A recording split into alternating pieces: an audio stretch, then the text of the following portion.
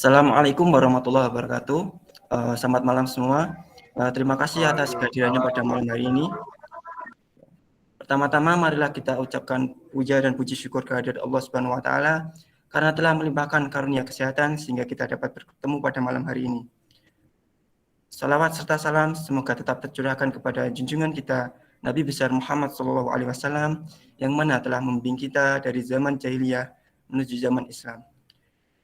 Pada malam hari ini kita akan belajar bersama tentang akhlak, yaitu akhlak mulia dalam berhubungan antar sesama manusia dalam perspektif Islam.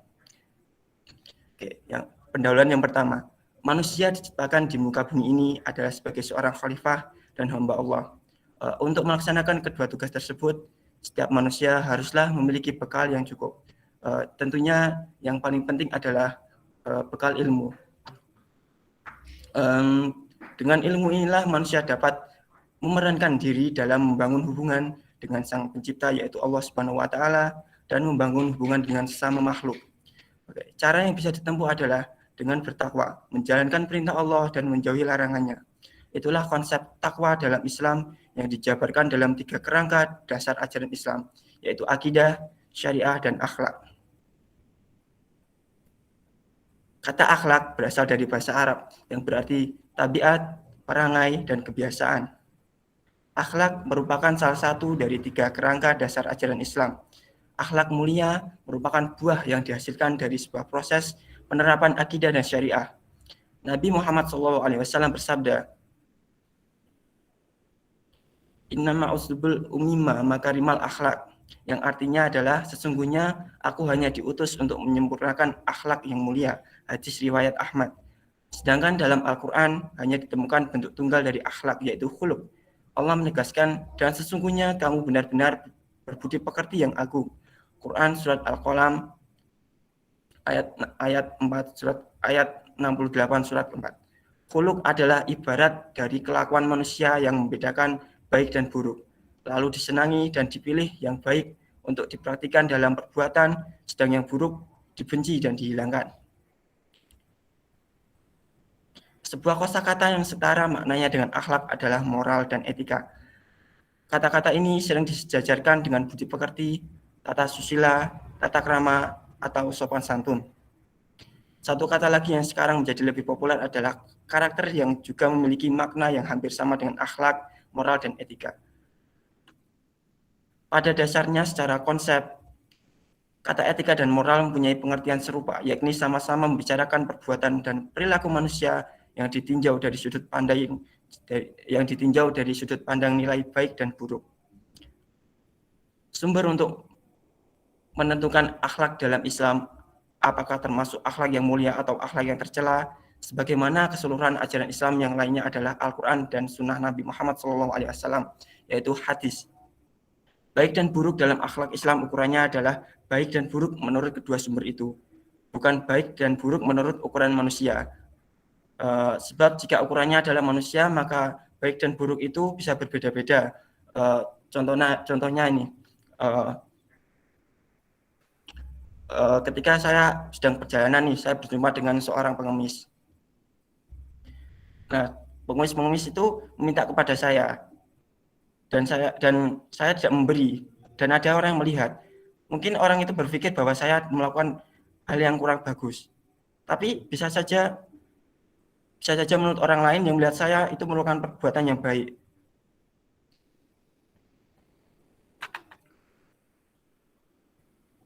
Oke.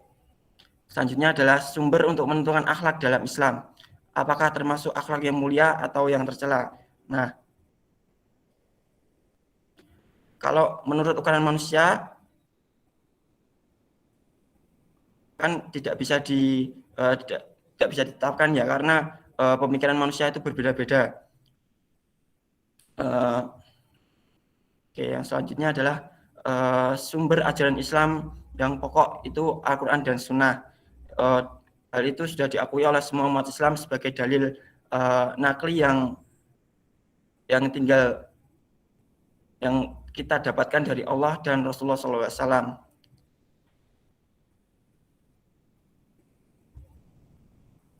Kecuali sunnah Nabi yang memang dalam perkembangannya banyak ditemukan hadis-hadis yang tidak benar atau dhaif palsu.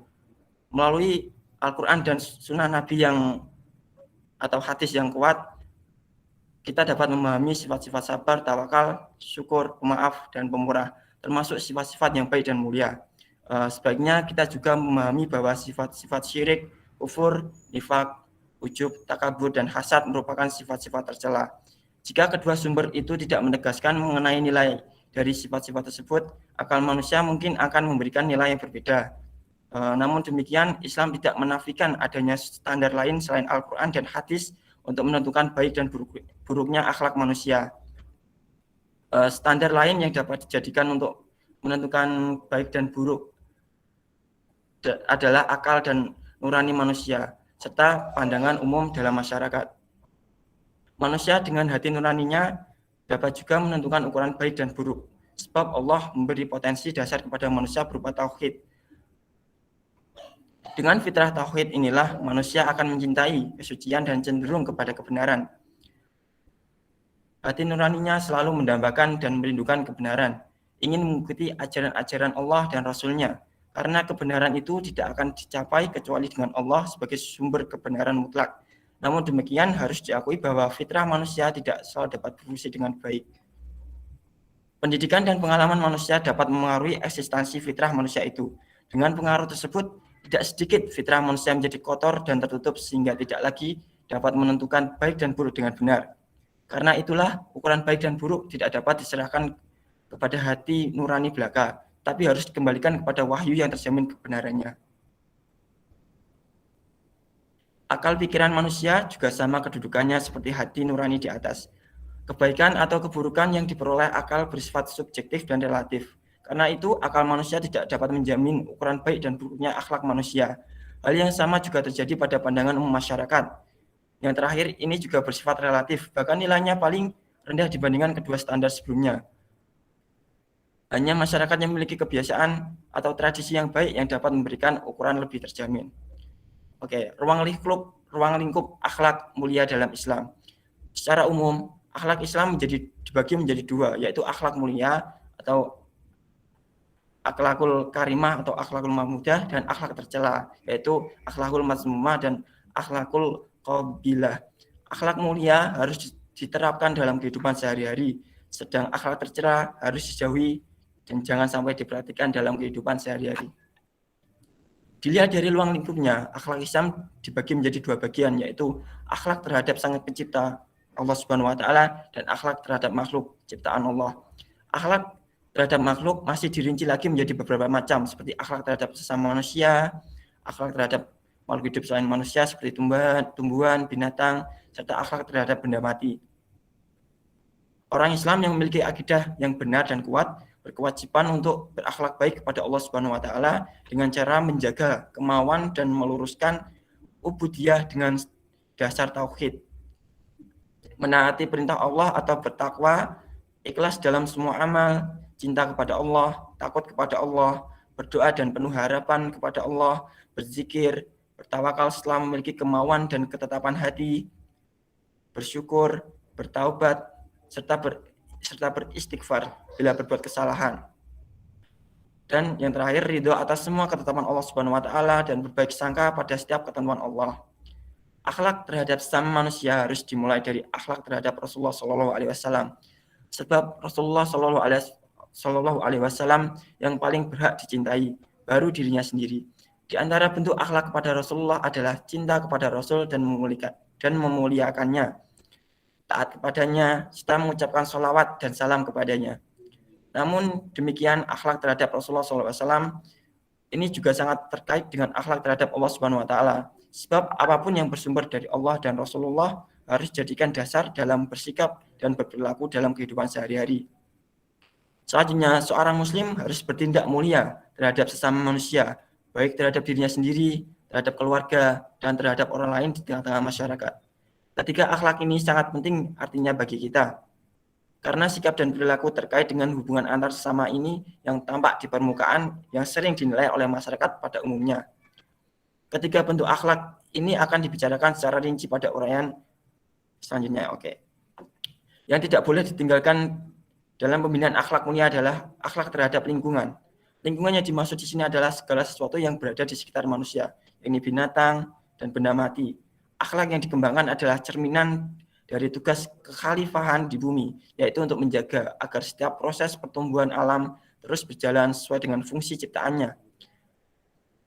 Dalam Al-Quran surat Al-An'am dijelaskan bahwa binatang, melata, dan burung-burung adalah seperti manusia yang menurut Qurtubi tidak boleh dianiaya. Baik di masa perang, apalagi ketika damai, akhlak Islam menganjurkan agar tidak ada pengerusakan binatang dan tumbuhan kecuali terpaksa, tapi sesuai dengan ketentuan sunatullah dari tinjauan dan fungsi penciptaan. Pembinaan akhlak mulia dalam berhablum minanas atau berhubungan dengan manusia. Hablum minanas adalah berhubungan antar sesama manusia. Sebagai umat beragama, setiap orang harus menjalin hubungan baik antar sesamanya setelah menjalin hubungan baik dengan Tuhannya. Dalam kenyataan sering kita saksikan dua hubungan ini tidak padu. Terkadang ada seseorang yang dapat menjalin hubungan baik dengan Tuhannya, tetapi ia bermasalah dalam menjalin hubungan dengan sesamanya. Atau sebaliknya, ada orang yang dapat menjalin hubungan baik dengan sesamanya, tapi ia mengabaikan hubungan dengan Tuhannya. Tentu saja kedua contoh ini kurang tepat ya. Yang harusnya dilakukan adalah bagaimana ia dapat menjalin kedua bentuk hubungan itu dengan baik, sehingga terjadi keharmonisan dalam dirinya. Pada prinsipnya ada 3 bahasan pokok terkait dengan pembinaan akhlak mulia dalam berhubungan antar sesama manusia ini. Bahasan pertama terkait dengan akhlak manusia terhadap diri sendiri. Akhlak ini bertujuan untuk membekali manusia dalam bereksistensi di hadapan orang lain dan terutama di hadapan Allah Subhanahu wa taala. Bahasan kedua terkait dengan akhlak manusia dalam kehidupan keluarganya. Akhlak ini bertujuan membekali manusia dalam hidup di tengah-tengah keluarga dalam posisinya masing-masing. Dan bahasan ketiga terkait dengan akhlak manusia dalam kehidupan bermasyarakat. Akhlak ini membekali manusia bagaimana bisa berkiprah di tengah-tengah masyarakatnya dengan baik dan tetap berpegang pada nilai-nilai yang sudah digariskan oleh ajaran Islam. Yang pertama, akhlak terhadap diri sendiri. Untuk membekali kaum muslim dengan akhlak mulia, terutama terhadap dirinya sendiri, di antaranya bentuk akhlak mulia ini adalah memelihara kesucian diri, baik lahir maupun batin. Orang-orang yang dapat memelihara dirinya dengan baik akan selalu berupaya untuk berpenampilan baik sebaik-baiknya di hadapan Allah, khususnya dan di hadapan manusia pada umumnya, dengan memperhatikan bagaimana tingkah lakunya, bagaimana penampilan fisiknya, dan bagaimana pakaian dipakainya. Pemeliharaan kesucian diri seseorang tidak hanya terbatas pada hal yang bersifat fisik atau lahir, tapi juga pemeliharaan yang bersifat non-fisik, yaitu batin. Yang pertama yang harus diperhatikan dalam hal pemeliharaan non-fisik adalah membekali akal dengan berbagai ilmu yang mendukungnya untuk dapat melakukan berbagai aktivitas dalam hidup dan kehidupan sehari-hari. Berbagai upaya yang mendukung ke arah pembekalan akal harus ditempuh, misalnya melalui pendidikan yang dimulai dari lingkungan keluarga, selanjutnya lingkungan rumah tangga, kemudian di masyarakat melalui pendidikan formal, hingga mendapatkan pengetahuan yang memadai untuk bekal hidupnya. Setelah penampilan fisiknya baik dan akalnya sudah dibekali dengan berbagai ilmu pengetahuan, maka yang berikutnya harus diperhatikan adalah bagaimana menghiasi jiwanya dengan berbagai tingkah laku yang mencerminkan akhlak mulia. Disinilah seseorang dituntut untuk berakhlak mulia di hadapan Allah Subhanahu wa taala dan Rasulullah Shallallahu alaihi wasallam, di hadapan orang tuanya, di tengah-tengah masyarakatnya, bahkan untuk dirinya sendiri. Sabar merupakan wujud dari akhlak mulia terhadap diri sendiri. Sabar berarti menahan diri dari segala sesuatu yang tidak sukai karena mengharap ridho dari Allah Subhanahu wa taala. Imam Al-Ghazali mengemukakan bahwa sabar adalah suatu kondisi mental dalam mengendalikan nafsu yang tumbuhnya atas dorongan ajaran agama. Dengan kata lain, sabar ialah tetap tegaknya dorongan agama berhadapan dengan dorongan hawa nafsu. Macam atau tingkatan sabar menurut Nabi Muhammad SAW seperti dalam hadis yang diriwayatkan oleh Ibnu Abi Ad-Dunya ada 3 tingkatan. Yaitu yang pertama, sabar dalam menghadapi musibah. Yang kedua, sabar dalam mematuhi perintah Allah. Yang ketiga, sabar dalam menahan diri untuk tidak melakukan maksiat. Yang pertama merupakan tingkatan sabar yang terendah, dan yang ketiga merupakan tingkatan sabar yang tertinggi. Bentuk lain dari akhlak mulia terhadap diri adalah warok dan zuhud. Menurut Al-Jazani, warok berarti menjauhkan hal-hal yang sudah syubhat, hal-hal yang belum jelas dan hal-hal yang belum jelas halal dan haramnya karena khawatir akan jatuh ke dalam hal-hal yang diharamkan. Warok termasuk akhlak yang sangat terpuji yang tidak semua orang mampu memilikinya. Hanya orang-orang tertentu yang dapat melakukan warok ini. Dalam kehidupan modern yang serba gemerlapan seperti sekarang ini, gaya hedonisme menjadi kecenderungan kebanyakan orang. Manusia berlomba-lomba dengan kekayaan dan kehebatannya, meskipun semuanya diperoleh dengan cara yang tidak halal dan tidak wajar. Tentu saja hal ini sangat bertentangan dengan sifat warok yang menuntut seseorang harus berhati-hati dalam mencari harta dan membelanjakannya. Sedangkan zuhud berarti membatasi ambisi, yaitu ambisi duniawi, syukur terhadap setiap anugerah dan menghindari apa yang telah diharamkan Allah Subhanahu wa taala. Dengan demikian, zuhud tidak berarti membuang harta dan benda dan menolak apa yang dibolehkan, tetapi zuhud berarti bahwa kita tidak boleh beranggapan bahwa apa saja yang kita miliki, harta atau kekuasaan adalah lebih aman daripada apa yang ada di sisi Allah Subhanahu wa taala. Menurut Al-Ghazali, esensi zuhud adalah menjauhkan diri dari kehidupan dunia dan memalingkan diri daripadanya dengan penuh kepatuhan kepada Allah Subhanahu wa taala. Sikap zuhud seperti ini akan muncul jika didasari dengan ilmu dan cahaya yang memancar dari hati seseorang serta kelapangan dada dalam memandang dunia. Bentuk akhlak mulia yang penting ialah syaja'ah, yaitu berani. Dalam Kamus Besar Bahasa Indonesia, berani diartikan mempunyai hati yang mantap dan percaya diri yang besar dalam menghadapi bahaya. Dengan demikian, berani di sini adalah berani yang bernilai positif, bukan berani yang bernilai negatif. Seperti berani berbuat kesalahan atau berani yang tujuannya hanya untuk pelampiasan nafsu belaka. Lawan dari sifat syaja'ah adalah juban, pengecut atau penakut. Orang yang berani adalah orang yang berani membela kebenaran dengan resiko apapun dan takut untuk berbuat yang tidak benar. Sebaliknya, orang yang takut adalah orang yang takut membela kebenaran. Jadi hadis Nabi Shallallahu Alaihi Wasallam terlihat bahwa ukuran berani atau tidaknya seseorang tidak bisa dilihat dari segi fisiknya, tetapi dari segi jiwanya. Orang yang memandang fisik yang kekar seperti binaragawan belum tentu dapat dimasukkan ke dalam sifat ini. Banyak orang yang fisiknya kuat tetapi tidak memiliki sifat syaja'ah. Sebab keberanian tidak ditentukan dari situ, tetapi dari kekuatan jiwanya yang selalu menggerakkan untuk berbuat baik meskipun harus menghadapi kekuatan-kekuatan di luar. Di antara wujud dari sikap berani adalah yang pertama, berani menghadapi musuh dalam peperangan di jalan Allah, atau bisa disebut jihad fisabilillah. Yang kedua, berani untuk menegakkan kebenaran meskipun berbahaya. Dan yang nomor tiga adalah berani untuk mengendalikan hawa nafsu. Itulah beberapa bentuk akhlak mulia terhadap dirinya sendiri. Masih banyak bentuk akhlak mulia yang lain yang harus dilakukan oleh seseorang yang tidak dapat diuraikan satu persatu. Di antara bentuk-bentuk yang lain itu adalah yang pertama adalah istiqomah, konsisten, amanah, syidik, menepati janji, adil, tawadhu, malu, maaf, dan yang lainnya. Oke. Yang kedua, akhlak dalam lingkungan keluarga. Di samping harus berakhlak mulia terhadap dirinya sendiri, setiap muslim harus berakhlak mulia dalam lingkungan keluarganya. Pembinaan akhlak mulia dalam lingkungan keluarga meliputi hubungan seseorang dengan orang tuanya termasuk dengan guru-gurunya, hubungan dengan orang yang lebih tua atau dengan yang lebih muda, hubungan dengan teman sebayanya, dengan lawan jenisnya, dan dengan suami atau istrinya, serta dengan anak-anaknya. Menjalin hubungan dengan orang tua atau guru memiliki kedudukan yang sangat istimewa dalam pembinaan akhlak mulia di lingkungan keluarga. Guru juga bisa dikategorikan sebagai orang tua kita. Orang tua nomor satu adalah orang tua yang melahirkan kita, dan orang tua yang kedua adalah orang tua yang memberikan kepandaian kepada kita. Islam menetapkan bahwa berbuat baik kepada kedua orang tua adalah wajib dan merupakan amalan utama. Berakhlak mulia kepada orang tua bisa dilakukan di antaranya, yang pertama, mengikuti keinginan dan saran kedua orang tua dalam berbagai aspek kehidupan.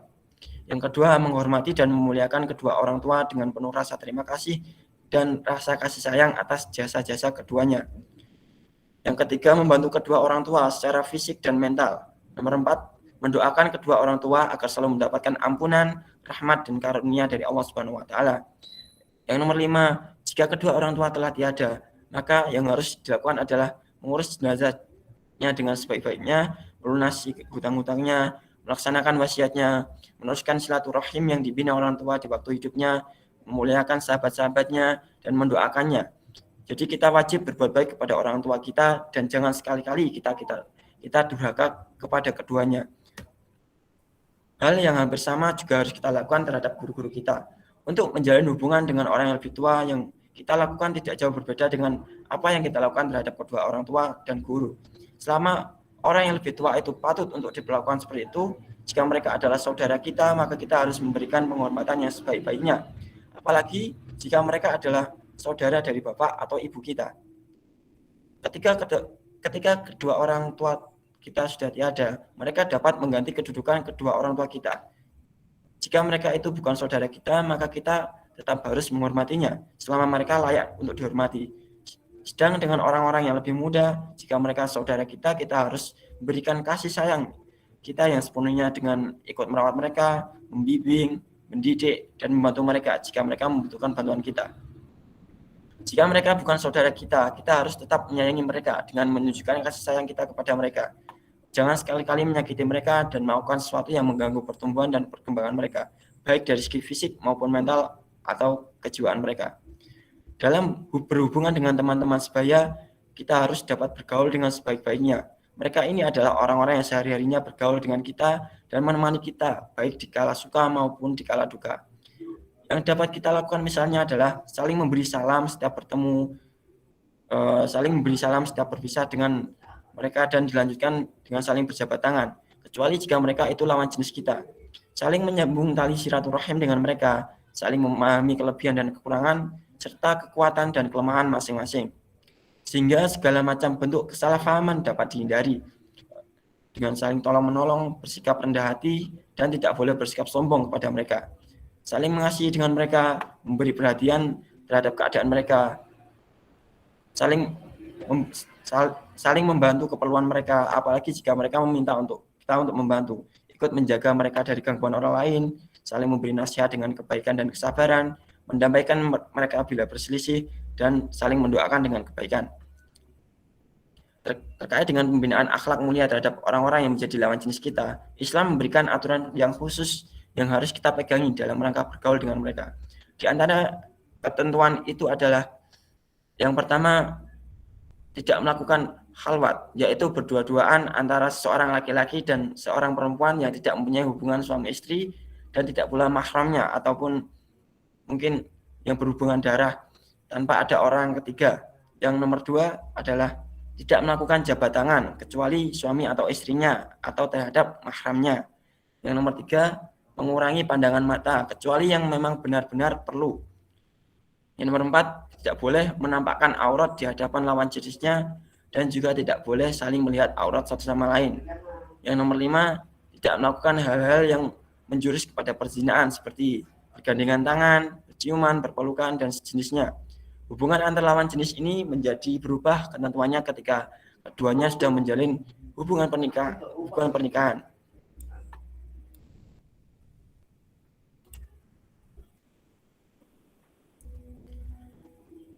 Oke, yang terakhir, akhlak di tengah-tengah masyarakat.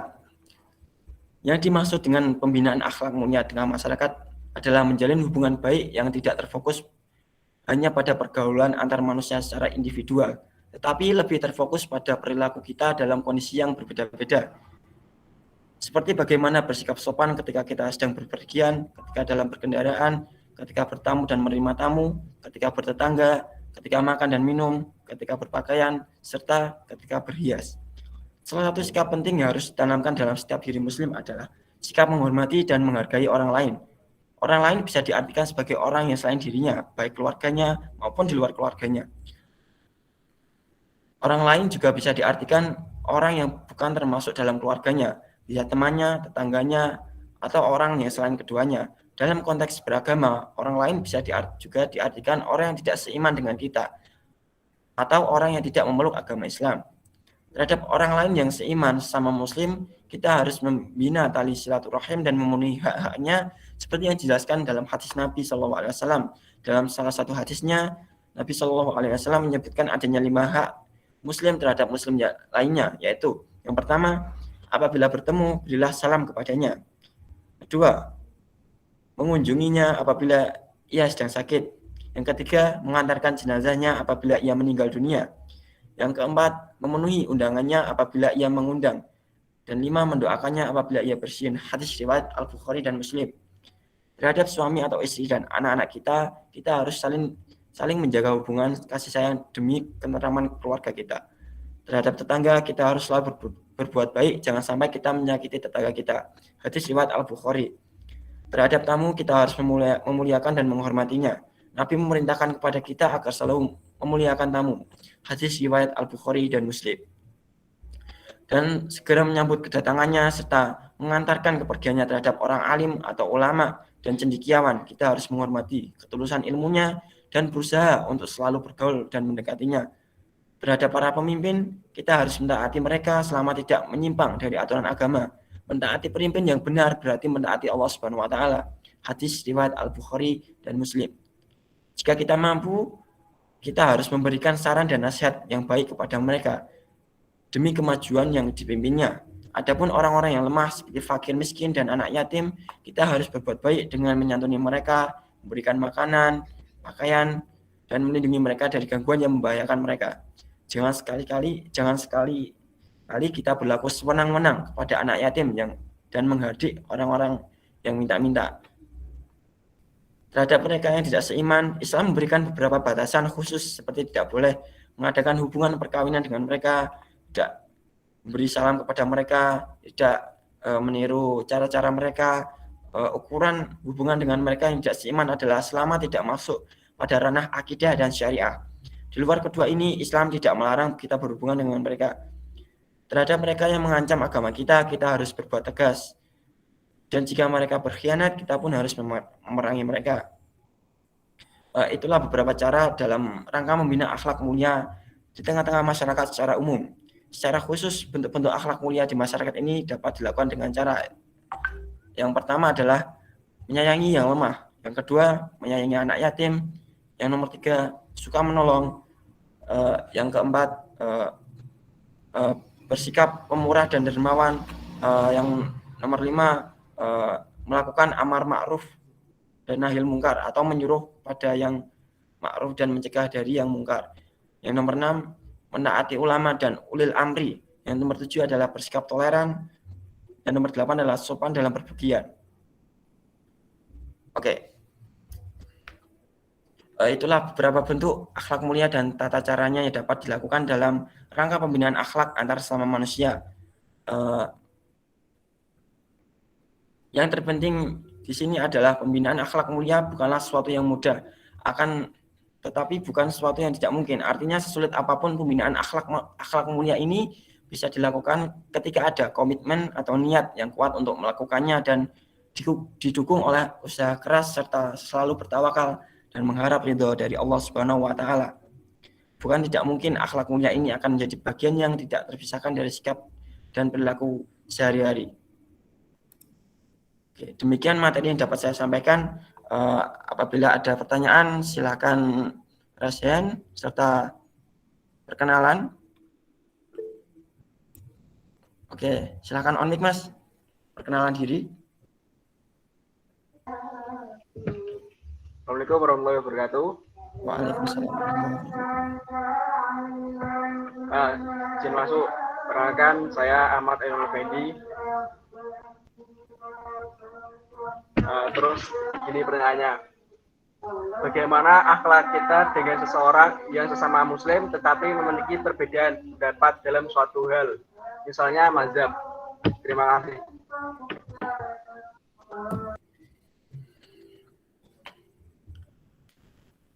Oke. Ya, tentunya di Indonesia ini mazhab kan ada 4 ya. Indonesia kebanyakan menganut mazhab Imam Syafi'i, tapi ada juga menganut mazhab yang lain, sehingga terjadinya perbedaan. Nah, kita harus berpikir luas bahwa para mazhab tersebut bersumber sama, yaitu Al-Quran dan hadis. Jadi kita tidak boleh menganggap bahwa diri kita paling benar ataupun menganggap bahwa orang lain yang tidak sesuai dengan mazhab kita itu salah. Bagaimana Mas Ainul Afendi? Apakah sudah terjawab? Sudah, terima kasih. Ya, terima kasih.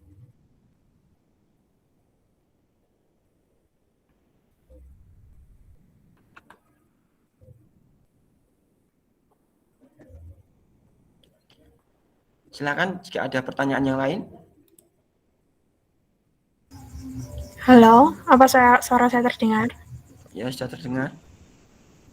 Ya, Assalamualaikum warahmatullahi wabarakatuh. Waalaikumsalam warahmatullahi wabarakatuh. Terima kasih atas kesempatannya. Perkenalkan, nama saya Yofi Isnadia Zakiatin, bisa dipanggil Yofi. Izin bertanya ya, di awal kan sudah dijelaskan bahwa akidah itu diibaratkan sebagai sebuah pondasi dan syariah itu diibaratkan sebagai bangunannya. Lalu akhlak diibaratkan sebagai penyempurna. Nah, di antara ketiga hal tersebut, adakah salah satu yang merupakan hal yang utama atau hal yang paling penting di antara ketiganya? Jika ada, apa itu? Lalu apa alasannya? Itu saja, terima kasih.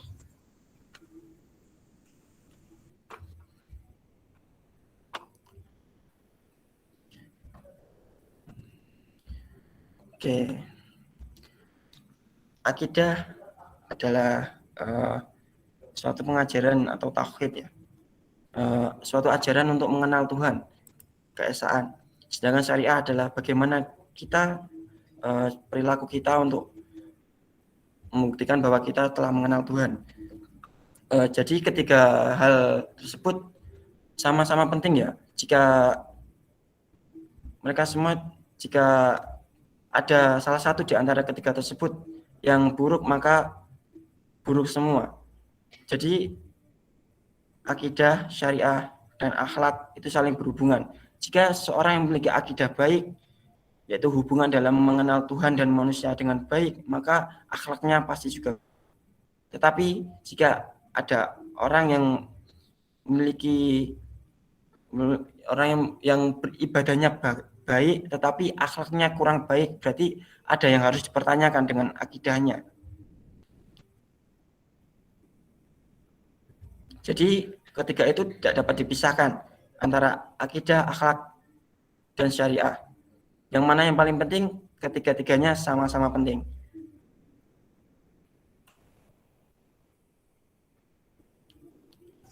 Baik, terima kasih. Sudah terjawab. Sama-sama.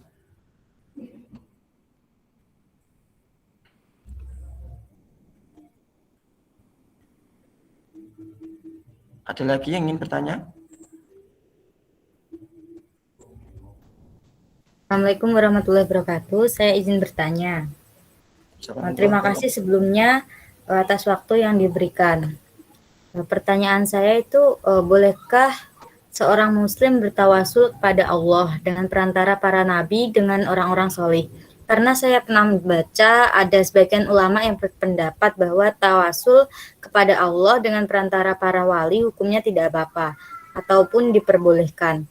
Nah, dengan alasan orang yang bertawasul sesungguhnya tidak bermaksud berdoa kepada para nabi atau para wali atau orang-orang saleh, akan tetapi semata-mata dia diarahkan doanya kepada Allah. Sementara itu, sebagian ulama berbeda dengan pendapat ini. Maka bagaimanakah syariat Islam dalam menanggapi masalah tersebut? Terima kasih. Ya, pertanyaannya cukup bagus ya.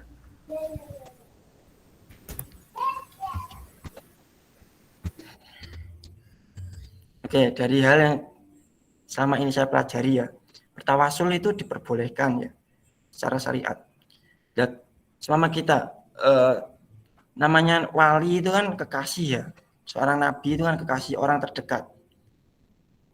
Kita bertawasul atau melalui perantara, kita minta tolong untuk menyampaikan pesan kita kepada kekasihnya, yaitu Allah.